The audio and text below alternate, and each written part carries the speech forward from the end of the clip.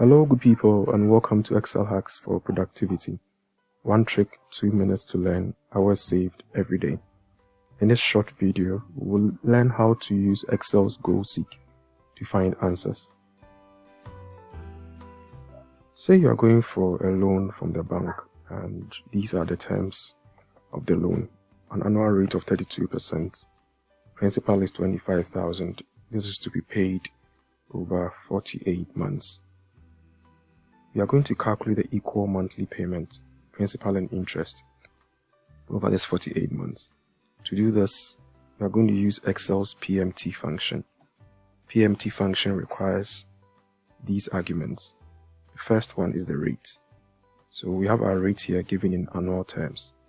But because our period or the tenor is given in months, we need to divide this by 12 to make it agree with the compounding. The n pair is the number of periods. The number of period in this case is 48 months. So I'll select C5 for 48 months. I'll bring my comma and proceed to PV. PV is the loan amount or the principal. In this calculation, this is a cash outflow from our perspective. So you bring a minus and then you pick your principal amount, which is 25,000. The next argument is an optional argument, FV, for future payments. There are no future payments. You can ignore this or you can put in 0. The last argument is when we make payment on this loan. If you are making payments at the end of the period or at the end of the month, you choose 0. Otherwise, you choose 1 for the beginning of the period. So when I hit enter, I get 929.46. On these details, I'm going to pay 929.46 every month. What if I can only afford 800 Ghana cedis? At least based on my salary, I don't want to exceed 800 Ghana cedis. One of these cells can change in order to give us 800 Ghana cedis. But by how much? You can only do this manually. However, Excel gives us the Goal Seek tool, which is located under Data in the ribbon. Then you go to What If Analysis. Then you choose Goal Seek. When you open the Goal Seek dialog box, there are 3 things you need to provide. First one is set cell.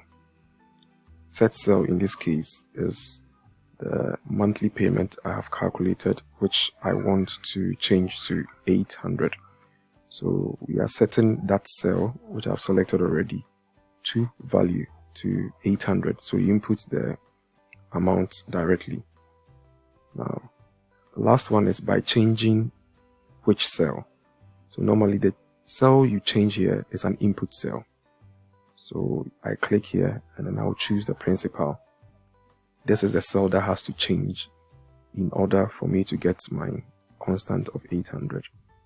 So when I click OK, Excel will run some simulation and it arrives at an answer that for me to get 800, the loan amount I can borrow is 21,518. You can use this in several examples.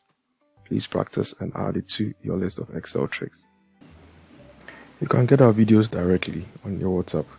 Send add to this WhatsApp number and we'll add you to our broadcast list. Or you can visit our YouTube channel Excel Hacks for Productivity. Click subscribe for notification of new videos. Or give us a like on our Facebook page. Thanks for watching and have a wonderful day.